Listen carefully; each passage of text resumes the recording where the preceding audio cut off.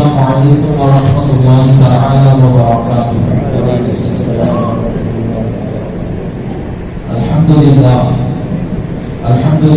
رب العالمین، والصلاة والسلام علی من کان نبیا وآدم بین الماء والطین، وعلى سائر الانبیاء والمرسلین، وعلى آلہ واصحابہ اجمعین۔ اما بعد فاعوذ باللہ من الشیطان الرجیم، بسم اللہ الرحمن الرحیم۔ ان اللہ وملائکتہ یصلون علی النبی یا ایھا الذین آمنوا صلوا علیہ وسلموا تسلیما۔ اللهم صل علی سیدنا ومولانا محمد معدن الجود والکرم وآلہ وبارک وسلم صلاۃ و سلام علیک یا رسول اللہ صلی اللہ تعالی علیہ وسلم۔ یہ منکر کیا سمجھتے ہیں جو اپنے دل میں ہنستے ہیں؟ یہ منکر کیا سمجھتے ہیں جو اپنے دل میں ہنستے ہیں؟ ابھی تو کربلا کا آخری میدان باقی ہے، اور مسلمانوں نہ گھبراؤ خدا کی شان باقی ہے۔ ابھی اسلام زندہ ہے، ابھی قرآن باقی ہے، اور اسلام تیری نفس نہ ڈوبے گی حشر تک۔ اسلام تیری نفس نہ ڈوبے گی حشر تک۔ تیری رگوں میں خون ہے رواں چار گیان کا، اور ہمارے دین کی حقانیت کے دونوں شاہد ہیں۔ ہمارے دین کی حقانیت کے دونوں شاہد ہیں، معین الدین اجمیری، معین الدین جیلانی، معین الدین اجمیری، معین الدین جیلانی۔ معزز سامعین کرام،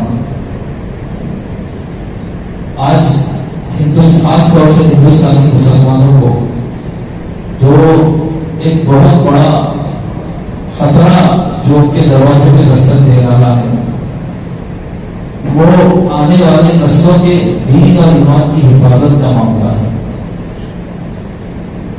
آج جو لوگ سوشل میڈیا وغیرہ سے ٹچ میں ہیں، جو لوگ اس ملک کے حالات سے باخبر ہیں، نیوز چینل وغیرہ دیکھتے ہیں، وہ اچھی طرح جانتے ہیں کہ غیر مسلم پوری طاقت سے اپنے مذہب کو ثابت کرنے میں لگے ہوئے ہیں۔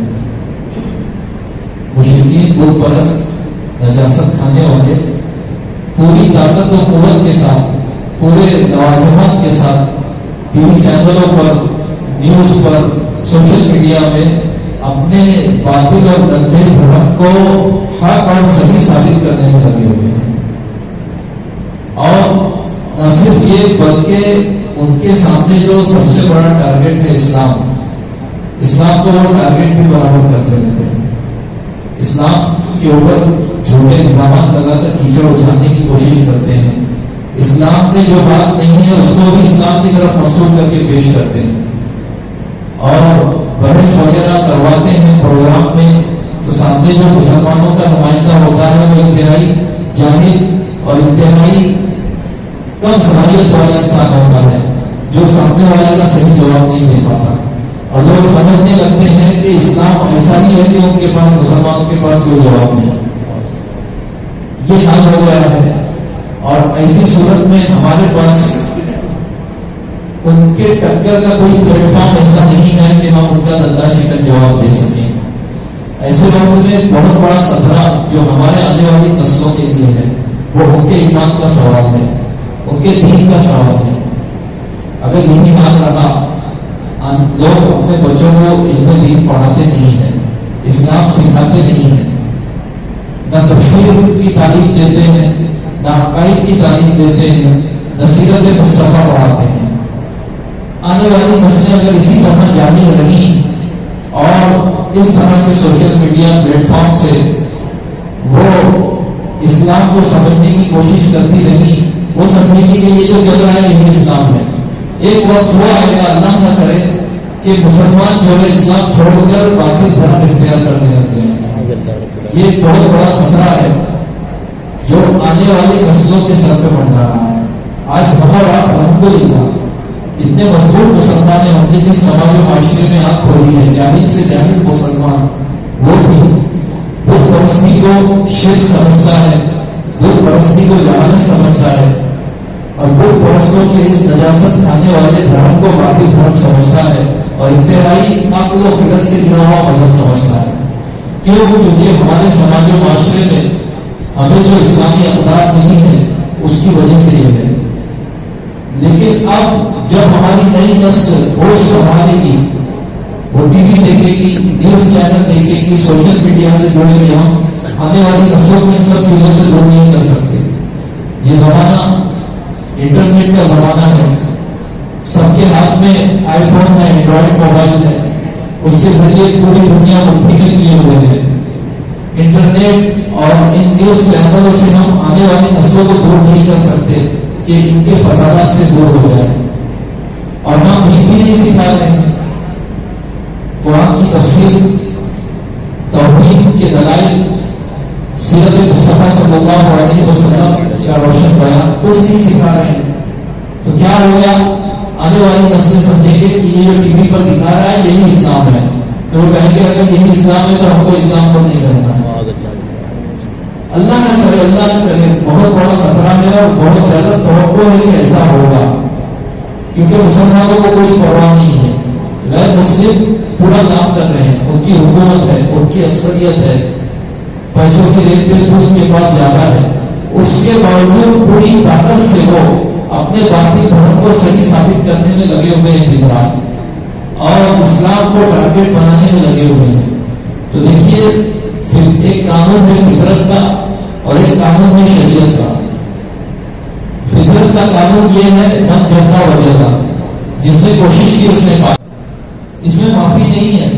ہاں، شریعت کے قانون میں معافی ہے کہ اگر نماز نہیں پڑھا، سستی کی اور توبہ کر دی سچے دل سے تو اللہ معاف کر دے گا. شراب پیا، زنا کیا، جو بھی گناہ کیا، اللہ اتنا کریم ہے کہ سچی توبہ کر لے تو معاف کر دیا جائے گا. فطرت کے قانون میں یہ ہے کہ جو سستی کرے گا اس کا نقصان ہوگا. آج مسلمان قوم سست ہو گئی ہے. غیر مسلم اپنے آنے والی نسلوں کے لیے آج کوشش کر رہے ہیں کہ آنے والی نسلیں فخر سے کہیں کہ ہم فلاں مذہب کے ماننے والے ہیں. لیکن مسلمان کوئی کوشش نہیں کر رہے ہیں. ان کا جاہل بزنس مین ہے تب بھی اپنے دھرم کے لیے کوشش کر رہا ہے. ان کا پولیٹیشین ہے تب بھی اپنے دھرم کے لیے کوشش کر رہا ہے. ان کا پروفیسر اور لیکچرر ہے تب بھی اپنے باطل دھرم کے لیے کوشش کر رہا ہے. حالانکہ پورا ان کا دھرم جو ہے ان لاجیکل ہے. عقل سے اور دلیل سے اور فلسفے سے بالکل ان کے دھرم کا کوئی تعلق ہی نہیں ہے. عقلی دلائل سے بھرپور اور لاجک کے ساتھ جو مذہب ہے وہ مذہب اسلام ہے.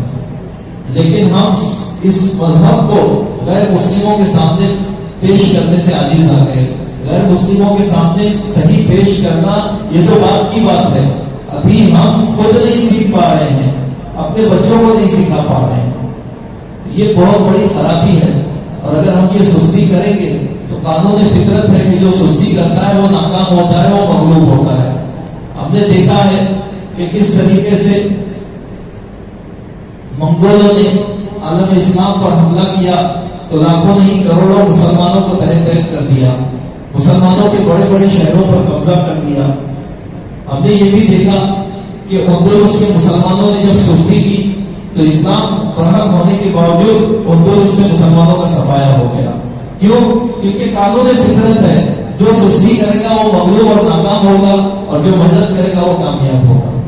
تو کافروں نے جہاں بھی محنت کی اور مسلمانوں نے سستی کی وہاں کافر کامیاب ہوئے، مسلمان ناکام ہوئے. وہ اور بات ہے کہ آخرت میں کافروں کے لیے عذاب ہی عذاب ہے، اور مسلمان اگر ایمان پر مرے ہیں تو ان کو انشاءاللہ آخر میں جنت میں ڈالا جائے گا. وہ اور بات ہے. لیکن دنیا میں قانون فطرت چلے گا. جو سستی کرے گا، جو اپنے مذہب کو سیکھے گا نہیں، اپنے مذہب کو صحیح پریزنٹ نہیں کرے گا، وہ مغلوب ہوگا، ناکام ہوگا. اور آج مسلمان یہی غلطی کر رہے ہیں، اسی سستی میں ہے مسلمان. میں نے بہت غور کیا کہ کس طریقے سے اپنے آنے والی نسلوں کو سوشل میڈیا اور نیوز کے ان فتنوں سے بچایا جائے جہاں پر اسلام پر غلط اعتراض کیا جاتا ہے اور بت پرستی کو صحیح ثابت کرنے کی کوشش کی جا رہی ہے. تو میں اس نتیجے پر پہنچا کہ قرآن مجید کی تعلیم اور تفسیر وہ واحد ذریعہ ہے کہ کہ مسلمانوں کے بچے جب تک اس علم سے وابستہ رہیں گے ان کی توحید کا عقیدہ بھی مضبوط رہے گا اور باطل کی آنکھوں میں آنکھیں ڈال کے جواب بھی دے سکتے ہیں. اس لیے کہ اللہ نے قرآن مجید میں بت پرستی کا جس بہترین انداز میں رد فرمایا ہے، ایک سے زیادہ خدا کے ماننے والوں کا جس لاجیکل انداز میں قرآن میں رد کیا گیا ہے کہیں اور آپ کو دیکھنے نہیں ملے گا.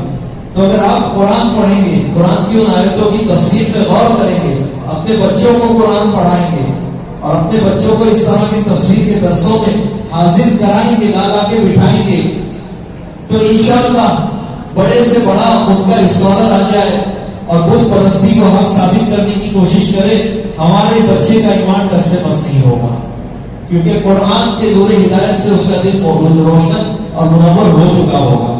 تو ضرورت اس طرح کے درسوں کی ہے. آج حال یہ ہے کہ دیکھیے نماز کو کتنے لوگ آتے ہیں، پہلے تو ویسے ہی نماز کو آنے والے مسلمان بہت کم ہیں، اکثر مسلمان مسجد میں نماز کو نہیں آتے. اس محلے کی آبادی کتنی ہے، اس گاؤں کی آبادی کتنی ہے اور مسجد میں کتنے آتے ہیں، پرسنٹیج آپ دیکھ لیجیے، بہت تھوڑے لوگ مسجد میں نماز کو آتے ہیں اور ان میں بھی علم سے دلچسپی رکھنے والے لوگ بہت کم ہیں.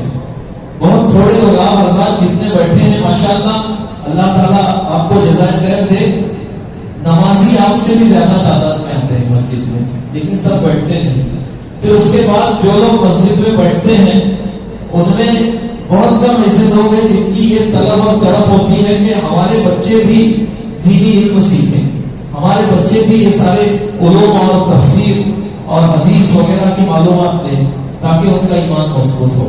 تو یہ غفلت ہے ہماری، اور آج بھی اگر ہم نہیں جاگے تو آگے آنے والا دور بڑا خطرناک ہے. کہنے والے نے کہا نہ سمجھو گے تو مٹ جاؤ گے اے ہندی مسلمانوں، تمہاری داستان تک نہ ہوگی داستانوں میں. اور یہ حقیقت ہے. تو ہمیں ہوش کے ناخن دینے کی ضرورت ہے. دین اور اسلام کے لیے مرنا مٹنا بہت دور کی بات ہے. آج ہمارا حال یہ ہے کہ ہم دین کو سیکھنا بھی نہیں چاہتے. ہماری محبت یہ ہے جہاد پر جانا اور جان قربان کر دینا، یہ تو بہت بات کی بات ہے، بہت بڑی بات ہے.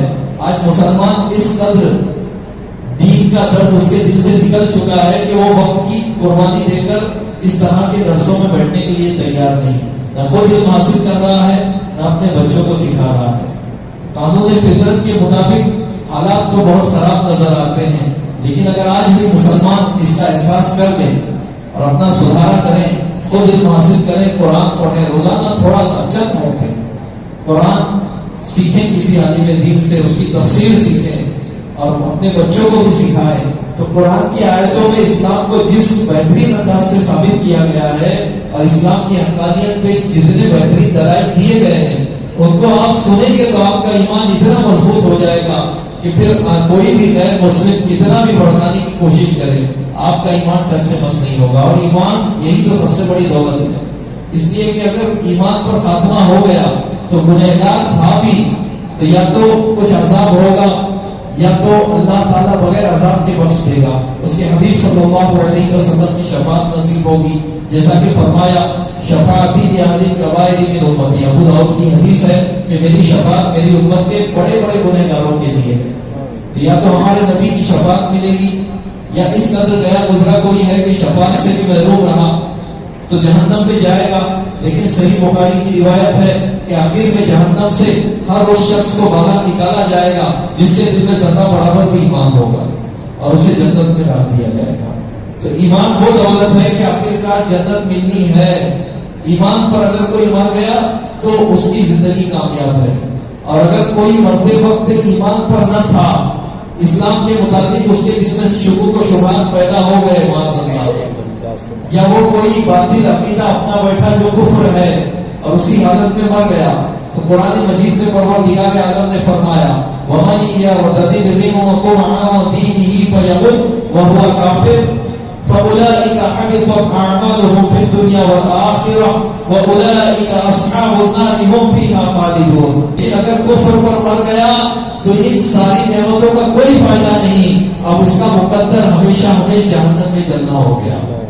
تو ایمان سب سے بڑی دولت ہے اور ہمارا فرض ہے کہ ہم اپنا ایمان بھی بچائیں اپنے بال بچوں آنے والی نسلوں کا ایمان بھی بچائیں، اپنے گھر والوں اہل و عیال کا بھی ایمان بچائیں۔ پروردگار عالم نے ارشاد فرمایا یا ایھا الذین آمنوا قوا انفسکم واہلیکم نارا، اے ایمان والو بچاؤ اپنے آپ کو اور اپنے اہل و عیال کو جہنم کی آگ سے۔ اس آیت میں 2 حکم دیے گئے، نمبر 1 اپنے آپ کو بچاؤ، نمبر 2 اپنے اہل و عیال کو بچاؤ جہنم کی آگ سے۔ تو دونوں ہم پر حکم ہے، اگر صرف اپنے آپ کو بچایا اہل و عیال کو نہ بچایا تو بھی آخرت میں پوچھ گچھ ہوگی، مواخذہ ہوگا۔ دونوں کو بچانا ہے، یہ ہماری ذمہ داری ہے۔ ایک مرتبہ درود پاک پڑھیں۔ اللهم صل على سيدنا ومولانا محمد المعدن الجود والكرم وآله وبارك وسلم صلاة وسلاما عليك يا رسول الله وعلى آلك وصحبك يا شفيعنا يوم الجزاء۔